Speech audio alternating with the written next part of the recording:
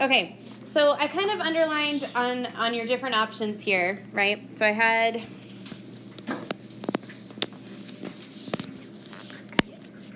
All right. What? I don't know, I just Oh, okay. So underlining these little parts right there, this one had an OH. Does anybody remember from the POGL what the OH was called? Oh, no, it didn't talk about it, I don't think. It didn't talk about hydroxides. Okay, so this is a hydroxide, okay? So this guy is called potassium hydroxide, and it is actually a strong base. So I'm going to put strong base, okay? And it's because of that OH, all right? The next one is, it has a little H underlined in the front, and this guy is called hydrochloric acid.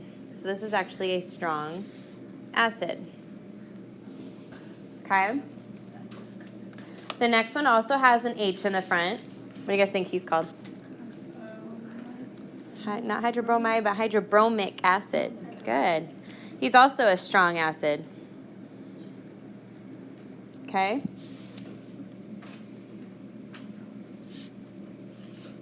This one is kind of a weird one, just NH3. And it's okay if you said acid because you're kind of thinking about the H's that were there, and so those of you who kind of chunked that together.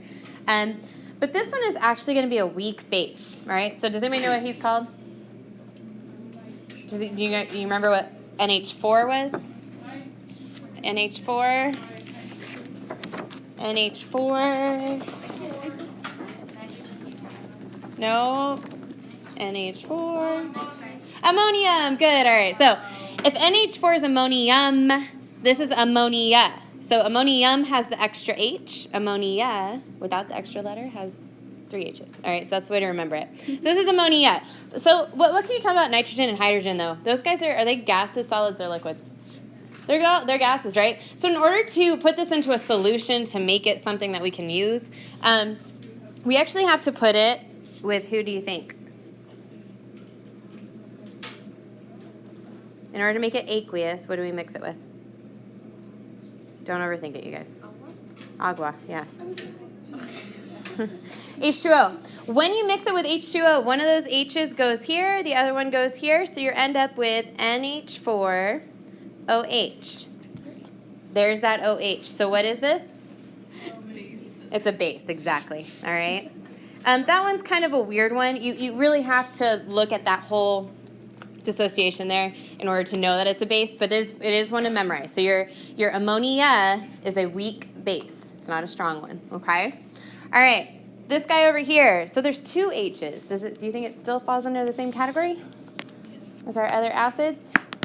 Yeah, it does. It's called a polyprotic acid, meaning it has more than one of those H's, okay? So this guy is carbonic acid. What is carbonic acid? I've told you guys that before. Some of y'all drink it during the day. Soda. Yep. All right. And this last one has a little OH. So what is that one? That's a base. And it's actually a strong base. So you can say strong base. Okay? All right, cool. So what we've kind of concluded from this is your acids have the H, your bases have the OH. So if you didn't have that reasoning, go ahead and fix your reasoning right now. Okay? If you did have it, cool. Just wait a second. Go ahead and fix your reasoning on your warm-up sheet. Put it in your own words. What did we just say? Okay? And when you're ready, you're going to turn it to this page. The next page. I think it's the next page. Nope. One more page. Page 2.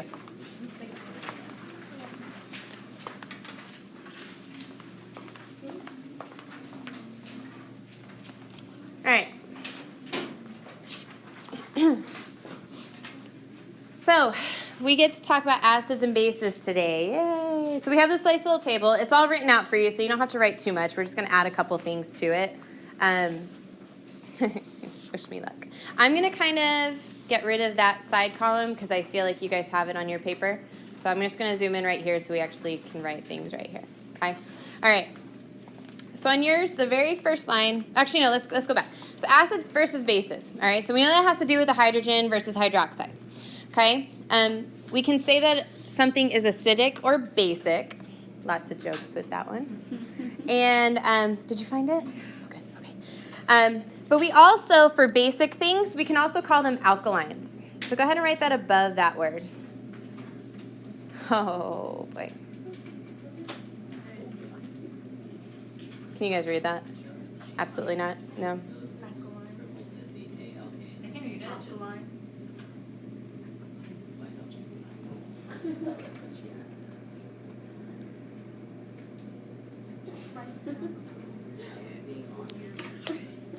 Oh, now you can't read it, period, because it's not on the screen. That's great. All right, there you go. So alkalines, all right? So bases are also known as alkaline solutions. So just kind of be ready to, whenever you hear that, just know that that's what we're talking about, okay? All right. From our warm-up today, we saw the difference between them having hydrogens or hydroxide. So we're going to add something to this little hydrogen guy over here. We're going to add this H3O, which you did see in your POGL yesterday. H3O plus. Does anybody remember what name they gave that? No? Nobody? It's okay. It is, you don't have to write it down if you don't want to, hydronium. Okay? It's hydronium. Okay? So the H3O is just hydroniums. And so what you can kind of think of is basically as something dissociates, it gives the water an extra H. And those are hydroniums. And that's a very good indicator that you've got acidic solution. All right? The opposite of that would be stealing one of the H's from water. And now you're left with a bunch of hydroxides, meaning a basic solution. So a lot of it has to go back to your water. Okay? So kind of keep that in mind as you start looking at how things are moving around. Okay? All right. Tomorrow you guys are going to do a lab to test the different properties. You will not test how it tastes. I'm sorry. I apologize. But acidic things tend to be sour. Those are the things that we like. Those are the yummy things. What's an example of something sour? Anything with citrus, right? So lemons, limes, grapefruit, all that stuff. Okay? What did you say? I mean, oranges. Oranges. But they're not that sour. They can. It depends on when you But they are acidic, yeah. Okay. All right. Bitter things are not our favorites. Those are things like kale and broccoli and cabbage, okay? So they're on the other side. I personally like all three of those, but it's not our preference. Like if I had Sour Punch straws, I would eat those over cabbage, personally. All right. Okay. So they do have their different characteristics there. The next thing, though, I want you to put a star next to this next line. Next to conducting electricity, please put a star next to that whole line. When you are trying to decide a strong acid versus a weak acid, or a strong base versus a weak base, it all comes back to how, I don't think the right word is electrolytic, but how much of an electrolyte they are, all right? So how strong of an electrolyte they are. Whether they can conduct a lot of electricity or whether they can't. Who remembers what it means when it can conduct electricity? What makes an electrolyte an electrolyte? Like, so we put salt in solution. What happens to the salt? It dissolves. What happens when it dissolves?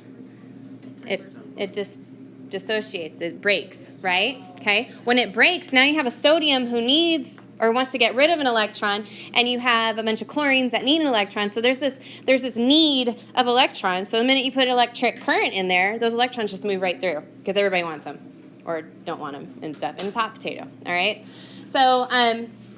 So when we're looking at strong versus weak, we are going to be talking about how much of an electrolyte it is. So real quick, before we move on, I want you to go to the next page, to our little table.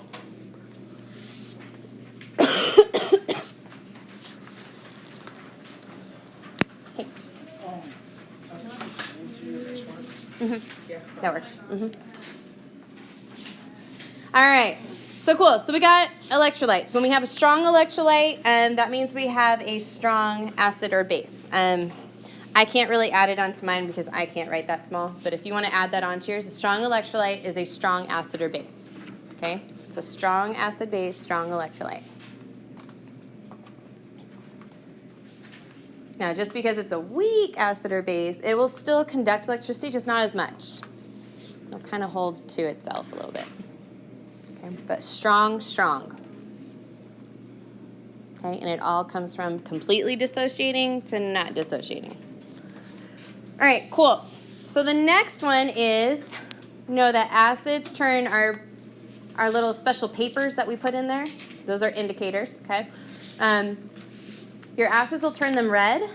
Your bases will turn them blue. Now, litmus paper, I don't think it's as exciting as pH paper. pH paper shows the whole spectrum, and so you'll get a whole rainbow of colors, right? This litmus paper it either starts out blue or it starts out red. And then you put it into both, and you figure out which one's the acid, which one's the base. You put the other one in both of them, figure out which one's the acid, which one's the base. So these are either it is or it isn't, okay? So as long as it's going to be red inside your solution, that's acid, blue is base.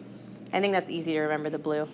You'll be asked that question. We'll give you like lab data, and we'll say, hey, it turned the litmus paper this color, or I put blue litmus paper and it stayed the same. What is it? And you got to know that it's a base. So blue base. Got it? All good? Cool. Sweet. All right. Next thing. Okay. Slippery.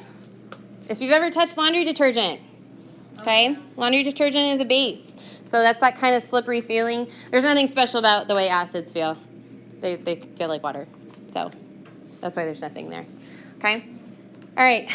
When they're talking about the damage, they are both they're both dangerous. All right?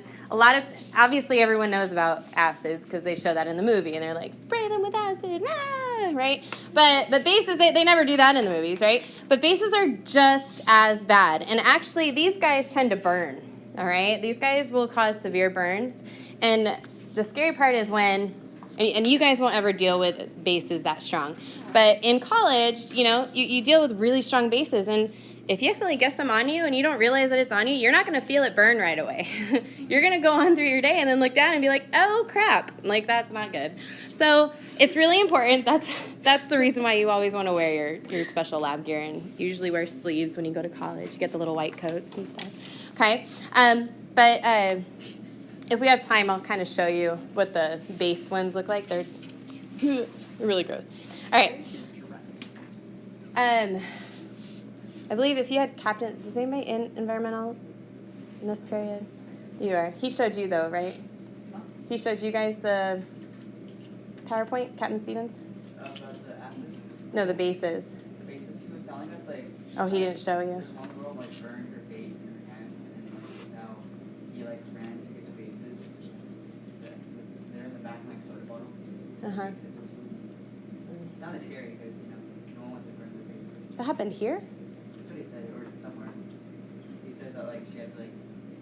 she said her hand was burning, and then she went to the nurse, and now she had, like, chemical burns on her hands.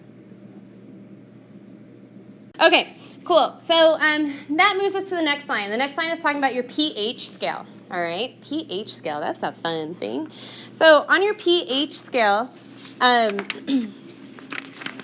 you guys have more room off to the left. I'm going to write it on the right-hand side, but you guys write it on the left-hand side because you have more room. Are we all clear? Okay, all right, cool. So when we're talking about the pH scale, anytime you see the letter P for this, it means a negative log. Okay? It means negative log. So, yeah, no problem. Thank you. Okay. So does everybody know where the log button is on their calculator? Yeah? Okay. So you're going to be using that a lot. All right? The H, what do you think the H is for? So we have pH. What is the H for? Hydrogens, exactly. So when we're talking about pH, we're just talking about, and it is a capital H, lowercase p, capital H. You're talking about the negative log of hydrogen. Okay? Negative log of hydrogen. Okay. So could you technically have a POH? What would I be counting if I was doing the OHs? Oh, I just told you. Yeah, that's exactly it. All right. So you have POHs is just going to be your negative log of counting your hydroxides in solution. So that little picture of the beaker that I let you guys see about the electrolytes, just know that with hydroxides, it can do the same thing. If all those things were stealing the H away from the water, so you'd have a bunch of OHs just floating around. And that's a basic solution, okay? With my AP kids, they have this worksheet that they do, and just to kind of review this, and one of the things that it says, P rolling down a hill. What did I actually say? No, what's rolling down the hill? Log rolling down the hill, right? And then they had one, I know it sounds worse than what it is. And then it says like P caught on fire. Log caught on fire, right? Get it? So anyway, so anytime you see that P, that's what they're talking about. We can use that P in front of anything we want, all right? And it's just talking about the negative log. Okay. Cool. So now what you have is a whole list of a bunch of different acids and bases.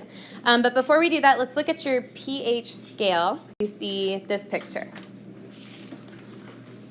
I think it's page 4. All the numbers are at the bottom. I think it's page 4. All right, so we're going to analyze this little picture for a second so we can actually understand what I mean by it dissociates versus not dissociating, okay? So here we have hydrochloric acid and hydrofluoric acid, all right? And as you can see on your picture, they already label it for you as being a strong acid or a weak acid. And we're going to look at why that is, okay? So for your hydrochloric acid, notice that they all have this little molecule, right? So here's our hydrochloric acid. I'm going to put it in with all the Mickey Mouse ears. So we're going to put it into the water, okay? And then this happens over here. This strong acid little beaker right here happens, all right? What did all those Mickey Mouse ears turn into? Look at your paper. Yeah, so they now they look like face, ear, and one more. They grew an ear. All right, who is that? What does it mean if you have 3 hydrogens? What is it? Hydronium, exactly. All right, so hydronium is an indicator of you having an acidic solution. So real quick, and you can kind of see in there, you see all those little minus symbols right there and all that. That's telling you that you would now have ions that are all split apart. Count how many hydroniums you have in there real quick. 10. Good. All right, so we have 10 H3Os. Just write that off on the side. Okay? So for something like hydrochloric acid, when it goes in, all of its H's attached to water molecules. Now we have a ton of hydroniums. That's an acid, all right? On the other beaker, we have hydrofluoric acid, all right? Looks the same. It's still an H and a anion, okay? And we still have our water molecules. But let's look at this beaker now, okay? How many hydroniums do you see in that one?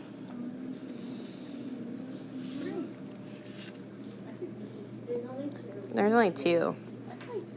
I know you saw 3. It's okay. Wait, no, it's that one on the edge though. In the corner by the Mickey Mouse. This, no. There's just 2. No, just 2. There's 3. No. I see 3. Look at it. Use paper, Yvette. Exactly. What is that? That's nothing. You're looking at this one? Oh. I know. Okay. All right. Okay, anyway. So this one only has 2, okay? But I want to go back to why. What do we know is true about fluorine?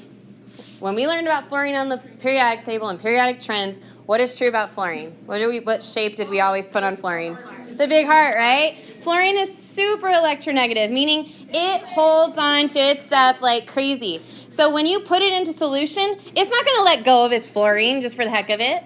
It's going to hold on for dear life. And since those guys stay connected, you see that they're not dissociating, are they? See all those guys? They're not dissociating. They're like, I'm going to stay with my hydrogen because I like it. All right? So that makes a weak acid. You don't have as many ions. You don't have as many things that need charges and all that stuff. All right?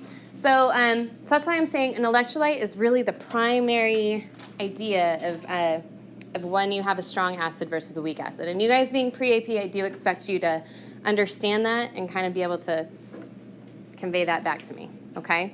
Are we all clear? So it has to do with, okay? All right, let's just look underneath right there. Okay? So on your pH scale, the 0 to 7 we said was what? Acidic, right? Yes. So write acidic right there. I'm going to change color because y'all cannot see that. And then the 7 to 14 is what?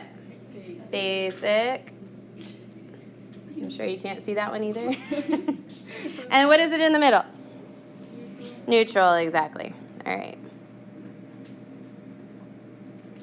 Good. All right. So what I'm going to do is I'm going to show you guys real quick a little slide.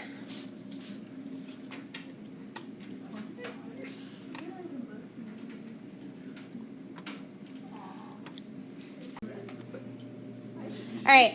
So underneath here, what I want you guys to also do is I want you to add another one on there. Okay? Because we have a pH scale, and that's usually what all of our stuff is going to be based off of. But technically, we could also have a pOH scale. What? Oh my god. Thank you for the enthusiasm. I appreciate it. All right. So you could have a pOH scale. Do you think it'll be similar, opposite? What do you think? Opposite. It's going to be opposite, exactly. It's talking about like how much of each you got, right? So the 0 to 7 range is going to be the basic side now. And the 7 to 14 range is now going to be your acidic. So just to prepare you for tests, make sure you look at who we're talking about, because that changes what the meaning of all your numbers, right? Oh my god. Because we have something with a pH of 14 or a pOH of 14, and we're talking about two different things, okay? All right.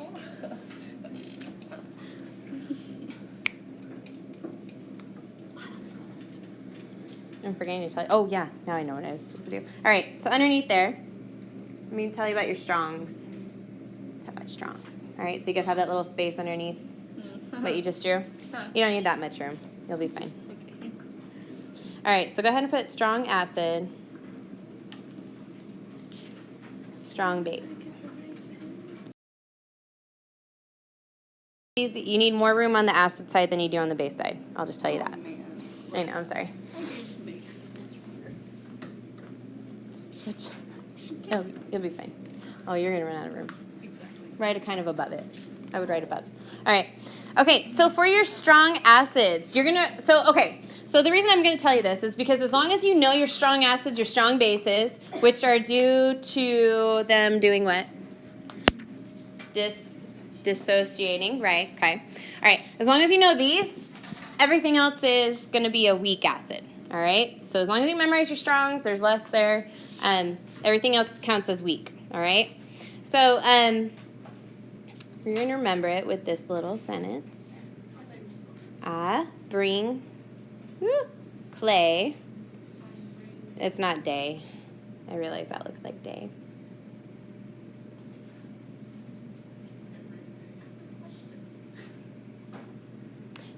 Clay. And then say not food. Okay? I bring clay, not food. All right.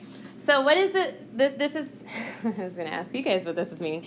All right, so what this is talking about is you put the H in front of all of these. So HI, hydroiodic acid. We have hydrobromic acid. We have hydrochloric acid. And why do you think I put not food? Who's food representing? Fluorine, right? So all I did was I went up my halogens, just so you know. If you look at your periodic table, I went up my halogens. That's group 17. Okay? I went I, Br, Cl.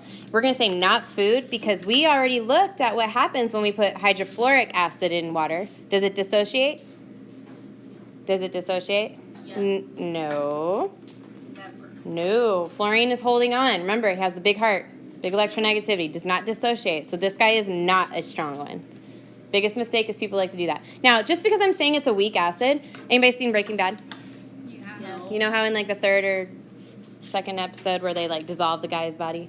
Yeah. Yeah, they used hydrofluoric acid. So just because I'm telling you it's a weak acid, that's actually what it's capable of. All right. Now the breaking through the floor and I don't really agree with that whole thing, but it does do that. Like if you were to put a chicken bone into some hydrofluoric acid, you could take it out a little bit later. It's rubber, basically. Cool. So it's kind of neat. All right.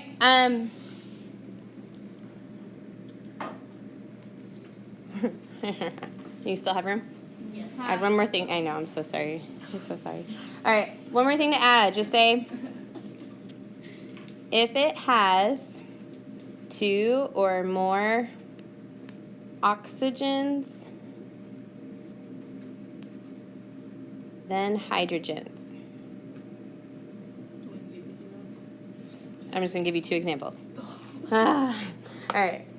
So if it has 2 or more oxygens than hydrogen. So an example of this is nitric acid. This one dissolves some metal.